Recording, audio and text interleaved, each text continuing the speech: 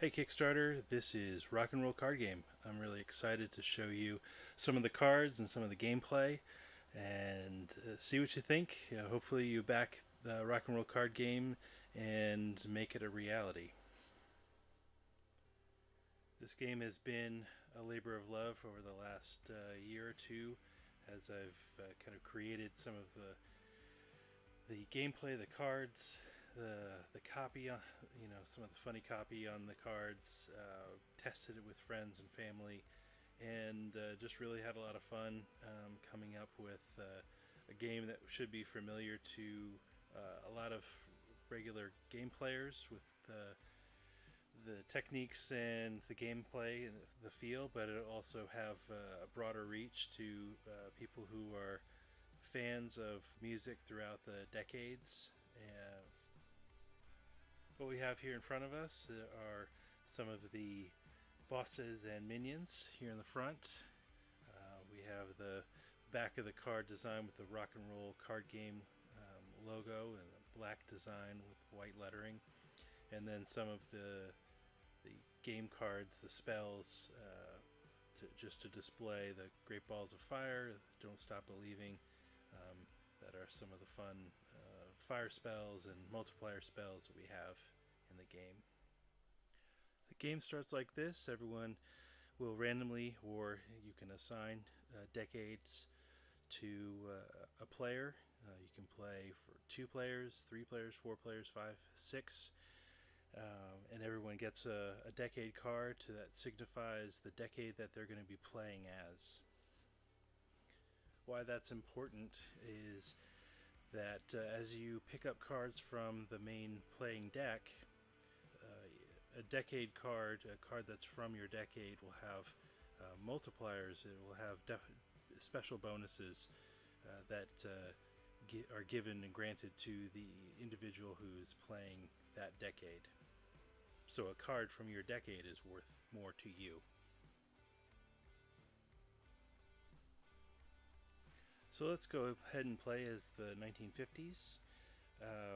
We went and dealt 5 cards to each player. Obviously, I wouldn't show these cards to just anyone, but what we can see here is that I was dealt a 1960s minion card and 2 1990s cards, 1 2000 card, and I got a 1950s fire spell. So right there we're going to see that this 1950s fire spell is the decade bonus of 4 damage versus 2 damage. So as we fight our bad guys, or if we're playing PvP, we're going to fight. You're going to fight other players. You're going to do more damage with a spell that's your own. What we're going to see right here is we actually got dealt a epic weapon card. It's a 9-inch nails, which we can see is +1 more powerful than an 8-inch version, of course. That's what 9-inch nails are good for. And this, because it's not my decade, it gives me 1 attack. The good thing about epic weapons and epic armor is that they always stay with you, versus a spell is once you've used that card, it goes into a discard pile. So that's good. We'd want to play that card.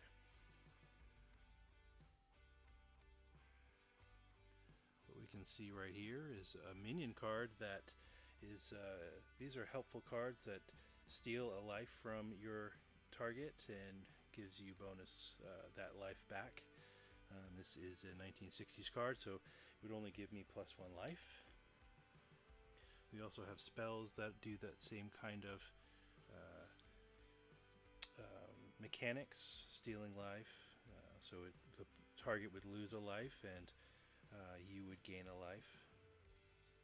And then we have some bonus cards that are pretty exciting to the game because they can really augment attacks. And this right here is a spell that doubles the damage to a target. So played in conjunction with the Great Balls of Fire would do, in this case, 8 damage because of the decade bonus, 4 damage, times 2 is 8. That's pretty basic math.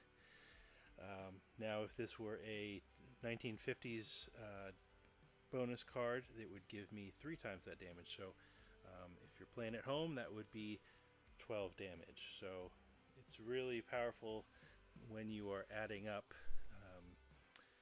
decade cards and stacking them on top of each other. So let's just do an example attack. We have the Nostalgia. This is a boss card. We can look on its special abilities. It's actually immune to melee attacks. So I couldn't use the minion and the epic weapon attack on this guy, which would have done 2 damage. He also has 17 life.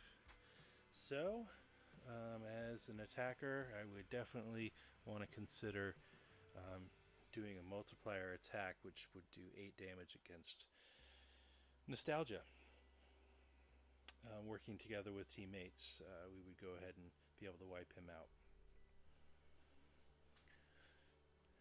Now, another aspect of the game is the dungeon.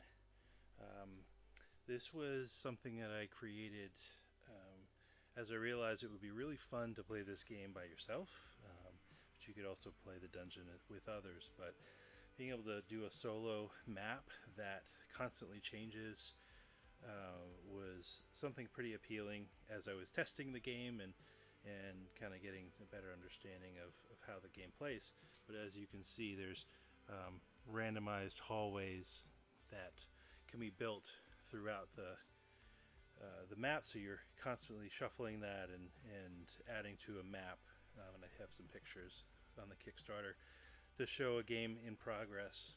So that's a lot of fun, and you shuffle in some bad guys that make the game and the map randomized with loot and some fun things. And so I added some more spells. As you're playing alone and really kind of grinding through a dungeon, I added some restore life, some healing spells. So in this case, you have some sexual healing for fans of 80s music, and also I have a prosthetic forehead.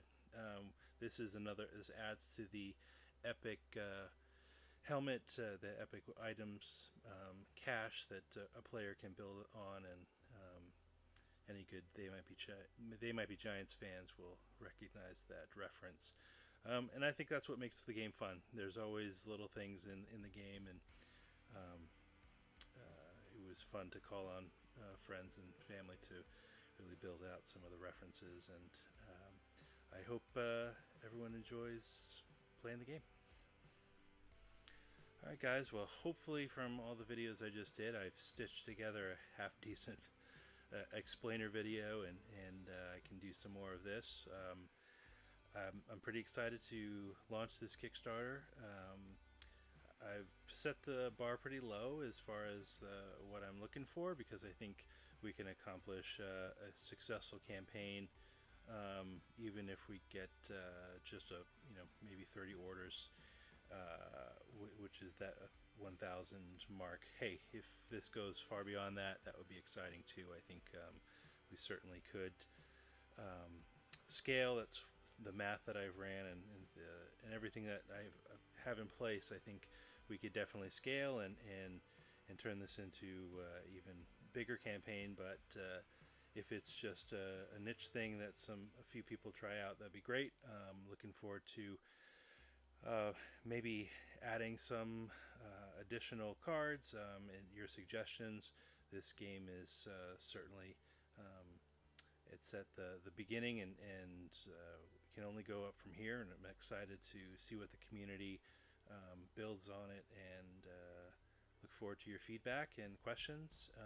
Thanks again, Kickstarter. Bye.